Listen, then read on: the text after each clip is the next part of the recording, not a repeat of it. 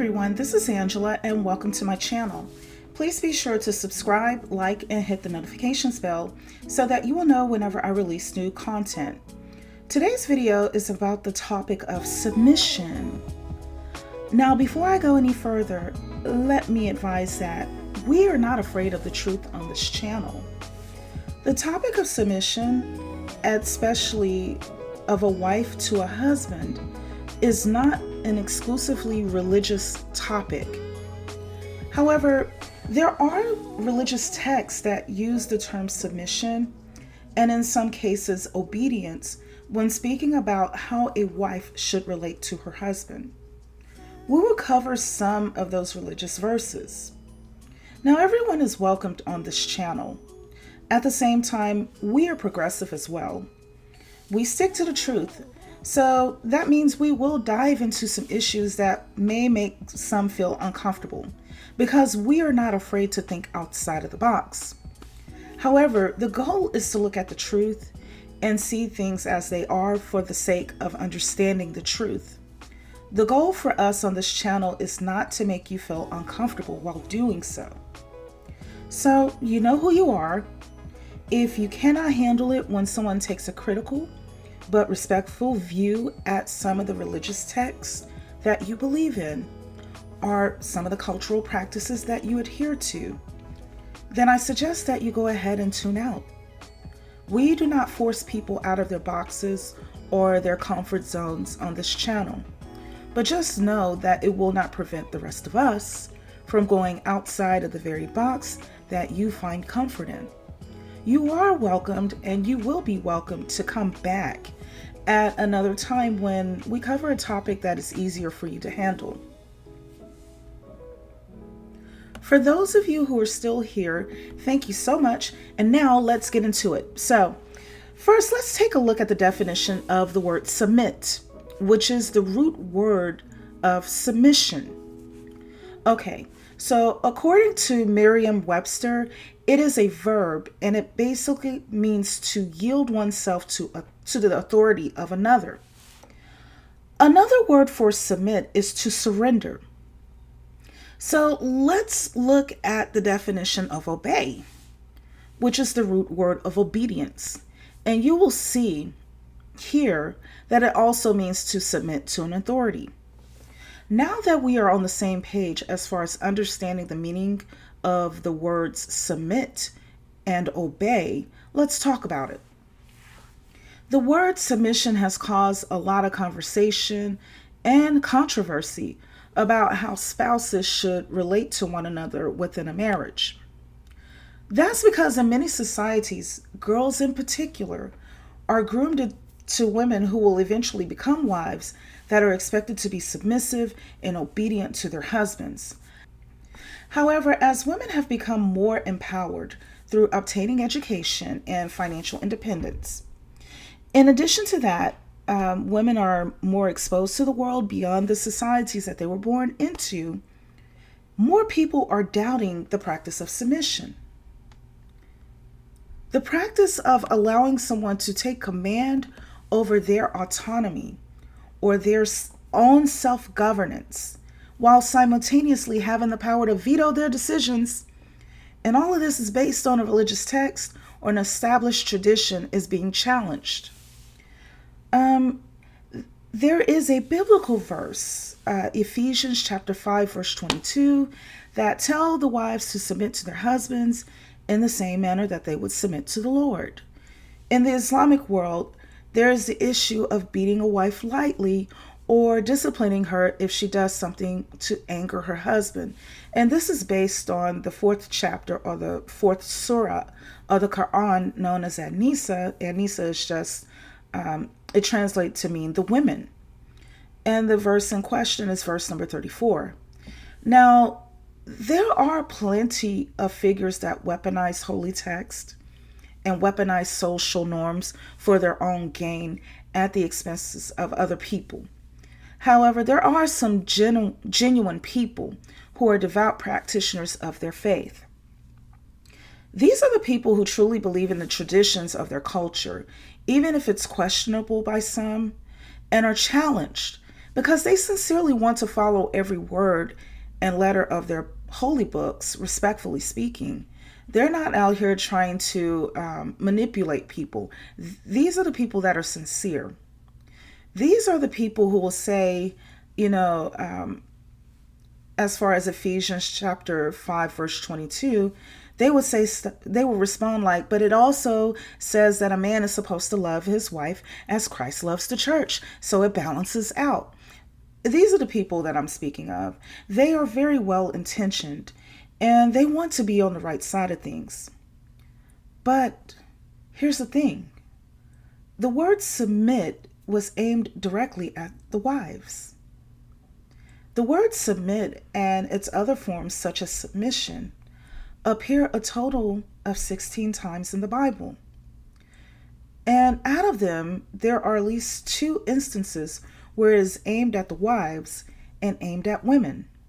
Not one time is it aimed at the husband or men specifically, the way that it is aimed towards the wives or the women, for the husbands to submit to the wife. This is where I'm going. The Quran is explicit in expressing that a wife is to obey her husband, with the only exception being if he does something like tells her to do something illegal, like committing a crime. That's the only time she can disobey him. Other than that, she is to rather obey him in every way. So how can they, the well-intended people, conform to questionable expectations? If a husband and a wife disagree, should he beat her lightly as he's permitted to? If a wife has more insight into a mature situation than her husband, who has no experience with it at all, should she not speak up about it? Should she pretend to be dumb and hope for the best? Should she submit? When the fact of the matter is that she's actually more knowledgeable and equipped to handle the situation at question. So what do the oracles have to say about this practice of submission? So I began by consulting the Medu Neter Oracle regarding whether it is healthy for spouses to submit to one another in marriage. The first card was Heru to Ma'at, which is a positive one. And the next card is Sheps to Tachayas, which is also another positive card. Okay. Whenever a Sheps card, Sheps is a word that stands for ancestor. So whenever the ancestor card appears in a reading, it simply means that the ancestor will assist the person based on principles of the other card. Okay. Now, I practice Kemetic spirituality and we believe in a life after death. However, this channel is open to all, and if you don't believe what I believe, hey, no one here, not me, not anyone, is going to force you into that belief. I am just sharing the responses from the oracles as they come. So the ancestor card came up and I'm just sharing that information. Now let's go back to the first card, which is Heru. And Heru is also known as Horus in the Greek language.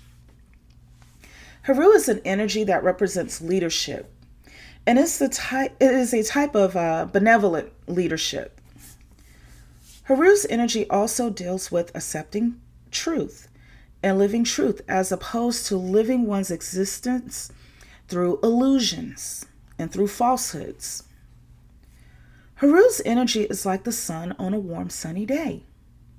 It's not too hot, and people can enjoy the weather in peace. While they are in the sunlight, they are free. They're enjoying the company of their family and their friends. They are engaging in recreations of sorts. Under the sun, everyone can walk freely. They can walk fully upright, and they can exist at their full capacity. As powerful as the sun is, no one has to shrink in its presence in order to fit there. Also, anyone can look up at the sky and see that the sun is present. However, here's the thing. The sun is not the focus of our lives. Much in the same way, leadership is not about imposing one's will onto another. The energy output from the sun stimulates the growth of plants and trees that all living beings on the planet rely on for survival. The sun does not burn a plant in order to force it into sprouting buds. Okay, the sun is not burning a tree or torching a tree in order to influence it into bearing fruit. The sun gently provides energy that the plant uses in order to influence its growth. The sun's energy triggers photosynthesis. That's the process by which plants produce their food. However, it is the plant that is doing the work of photosynthesis or producing its own food, not the sun, even though the sun may have triggered it. Okay? The sun does not attempt to assert its dominance in governing the processes that are beyond the scope of its ability. Nor does the sun rank the capabilities of others to its own capability. The sun just does what it does. And everything else too. Just, they do what they just do, right? So here's how all of this relates to husbands, wives, and the term submission. The Heru to Ma'at card in this reading is showing that there is an abundance of opportunities for all to understand that marriage and family are institutions where there is more benefit to all involved to combine their energies, with each person exchanging energy with another. Much like the sun outputs energy and its output sparks photosynthesis in the plants. Okay? Excuse me, I have allergies. The combination of talents, energies, the respect of one another's abilities, and the cooperation of all is a more benevolent way of existing in a marriage, and a more of an inspiring way to nurture a family. Okay, this is better than for one person to have the exclusive right to restrict all others. A marriage thrives and a family blossoms when everyone is able to vote or have their voices heard. Families collapse and communities suffer when one holds the exclusive power to veto all others at their will, and all of the others are just simply expected to silently follow. So that is the perspective from the Medu Neter. Let's move along to the I Ching Oracle.